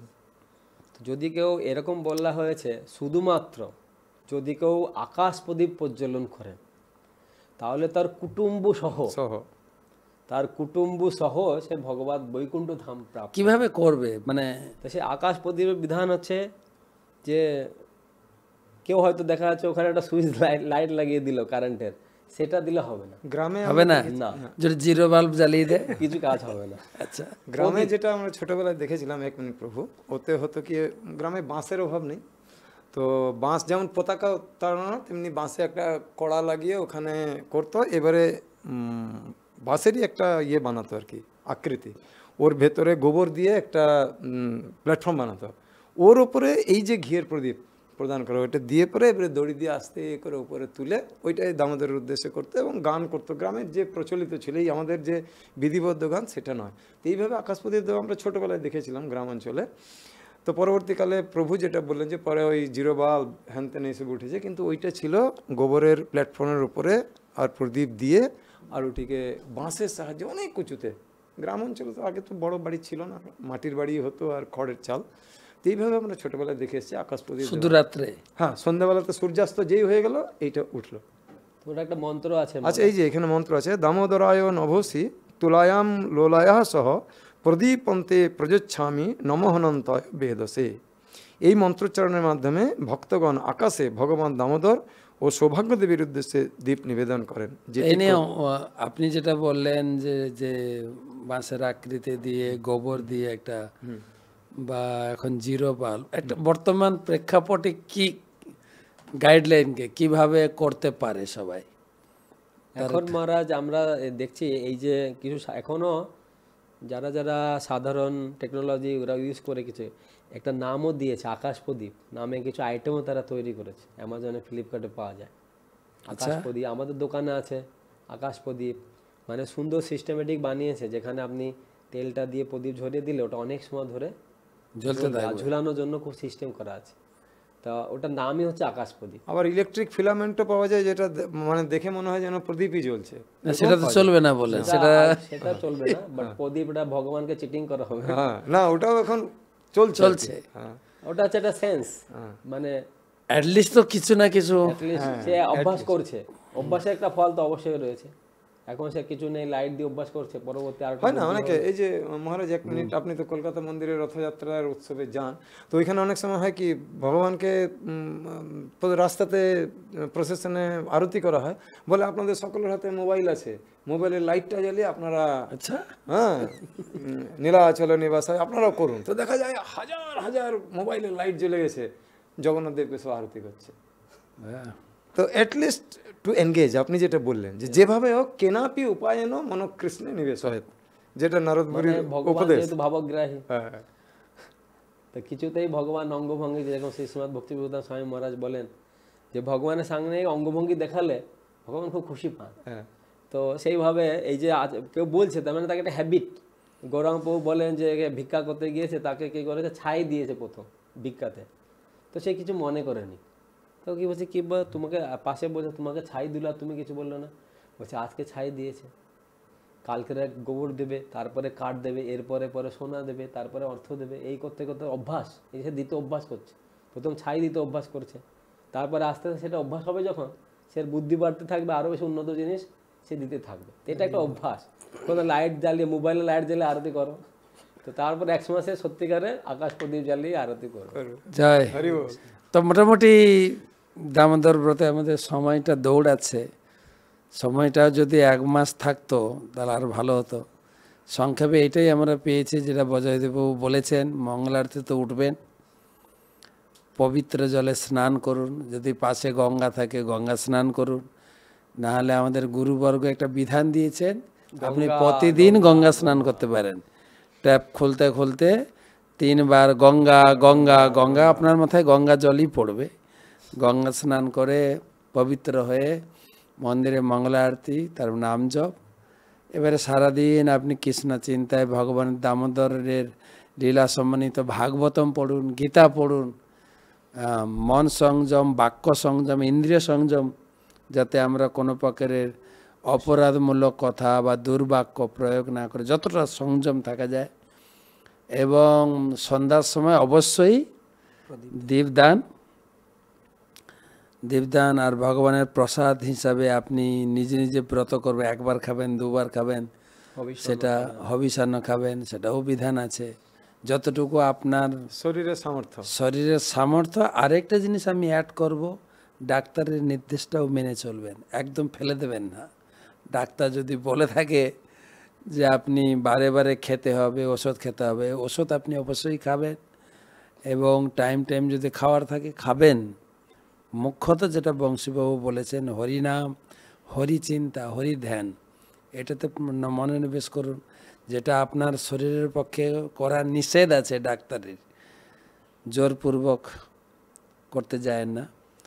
আর সন্ধ্যার সময় দামোদর অষ্টকম, তারপর 16 বার যেটা মিনিমাম আরতির বিধান, এবং রাত্রে ভগবত চিন্তা করতে করতে, বিশেষ করে কৃষ্ণলীলা গ্রন্থ ভাগবতমে যে সমস্ত দামোদর লীলার উপরে 3খানা অধ্যায় আছে, পড়ে আমরা আমাদের দামোদরের পূর্ণ সুফল লাভ করতে পারবো, যেটা প্রভুপাদ সরলভাবে সর্বসাধারণের জন্য, জাতি বর্ণ নির্বিশেষে, ব্রহ্মচারী, গৃহস্থ, বানপ্রস্থ সবার জন্য একই বিধান দিয়ে গেছেন। সেটাতে আমরা মনোনিবেশ করি। পাশাপাশি মন্দির যদি থাকে, ইস্কন মন্দিরে আসুন। যদি প্রতিদিন না আসতে পারেন, কমপক্ষে ছুটির দিনে মন্দিরে এসে সাধু সঙ্গে এই জিনিসগুলো করুন। সাধু সঙ্গে দামোদর ব্রত কীর্তন, সাধু সঙ্গে আরতি কীর্তন, বা যা যা প্রক্রিয়াদি আছে, সাধু সঙ্গে কৃষ্ণ নাম, এই মাত্র চাই। কাছাকাছি মন্দির থাকলে অবশ্যই আসেন মন্দিরে। আর গীতা ভাগবতম পঠন, আপনার সামর্থ্য মতো এই কার্তিক মাসে দান দেনেরও ব্যাপার রয়েছে। সামর্থ্য মতো আপনি বৈষ্ণব সেবা, অন্নদান, আপনি প্রদীপ দান, আপনি কি বলে ঘি দান, গীতা দানের কথা তো বলবে, গীতা দানও করতে পারেন। তো সব মিলিয়ে এই দামোদর ব্রত ভালো করে উদযাপন করুন। এখনও কয়েকদিন সময় আছে, আমরা একটু আগে দামোদর ব্রতের টক শোটা করে রাখলাম, যাতে আমরা প্রস্তুতি নিতে পারি। তো ঠিক দামোদর ব্রত যবে থেকে শুরু হচ্ছে, সেখানে তার আগের দিন থেকে মন সংযম, ইন্দ্রিয় সংযম করে, ব্রত করে আমরা এটা ব্রত করতে পারি। সবাইকে ধন্যবাদ। আর আরেকটা যেটা আমাদের শ্রীশ্রীমৎ জয়প্রকাশ স্বামী গুরু মহারাজ তিনি বিধান দিয়েছেন, স্কোরিং। আপনি নিজে বাড়িতে আরতি করবেন, আত্মীয় স্বজন, পাড়া প্রতিবেশী, ভক্তদের বাড়িতে গিয়েও আরতি শেখান। আপনি কৃপণতা হয়ে নিজে শুধু কৃপা নিলে হবে না। তো যেটা বংশীবাবু বলেছিলেন, একটা ইঁদুরও তেল খেতে গিয়ে তার গায়ে আগুন লেগে গেল, তাতেই ভগবান প্রসন্ন হয়ে তাকে ভগবত ধাম নিয়ে চলে গেলেন। তো আপনিও আপনার পরিচিত জনের বাড়িতে গিয়ে একটু, তোমার বাড়িতে এসে একটু দামোদর আরতি করি, আরতি করে শেখান, তাদেরকে গান শেখান। এর মাধ্যমে আমাদের প্রচুর পরিমাণে প্রচার বাড়বে। তাতে এবার মাল্টিপ্লাই কৃপাপন্ন আছে না আমাদের অ্যামাজনে। না, আমরাও গুরু মহারাজকে মাসের শেষে রিপোর্ট পাঠাই, আমরা রিপোর্ট।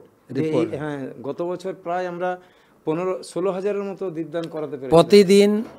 বাড়িতে তো একটা প্রদীপ, বা বাড়িতে যদি যতজন সদস্য আছেন ততগুলো প্রদীপ, এবং আত্মীয় স্বজনের বাড়িতে কতগুলো প্রদীপ আপনি দান করছেন, মানে আরতি করাচ্ছেন। আমরা চার্ট দিয়ে দিই গ্রুপে, ওরা সেই চার্ট ছেপে বের করে ওরা ফিল আপ করে।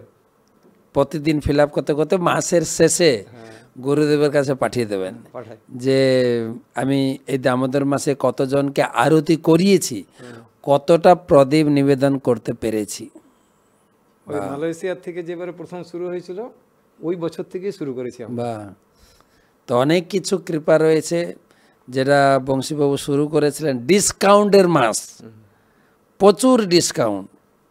হ্যাঁ, তবে বংশীবাবুর দোকানে আপনি আকাশ প্রদীপটা কিনবেন, কিন্তু ফ্লিপকার্টে কিনতে পারেন বা সরাসরি কিনতে পারেন। মায়াপুর ডট স্টোরে আপনি আকাশ প্রদীপটা কিনে নেবেন, হ্যাঁ, দিয়ে 1 মাসের জন্য জ্বালিয়ে দেবেন। তো সবাই ভালো থাকুন, দামোদর ব্রত সবার ভালো কাটুক, দামোদর ভগবানের কাছে প্রার্থনা করি। আবার দামোদর মাসে আবার অনেক অনেক কিছু টকশো নিয়ে আসবো প্রত্যেকটি রবিবারে। তো রবিবারে আপনার সঙ্গে দেখা হবে। একই সঙ্গে যুক্ত থেকে আমরা ভগবানের এই উৎসবগুলোতে আনন্দ উৎসব করব, ভগবানকে আনন্দ দেব, আমাদের জীবনের শেষে মহা আনন্দে পৌঁছে যাব ভগবত ধাম। হরে কৃষ্ণ কৃষ্ণ কৃষ্ণ হরে হরে, হরে রাম রাম রাম হরে হরে। শেষে বলা যায় আমরা আলোচনা করছি পরম পূজ্য ভক্তি পুরুষোত্তম স্বামী মহারাজের দামোদর ব্রত বইটা থেকে, বইয়ের আঙ্গিকে আমরা আলোচনা করলাম। আমাদের ইস্কন প্রত্যেকটি মন্দিরে বইটা পাবেন, বিস্তারিত রয়েছে দামোদর আরতি সম্বন্ধে, আরও অনেক কিছু জানার। বইটা সংগ্রহ করুন। দামোদর ব্রত কি জয়।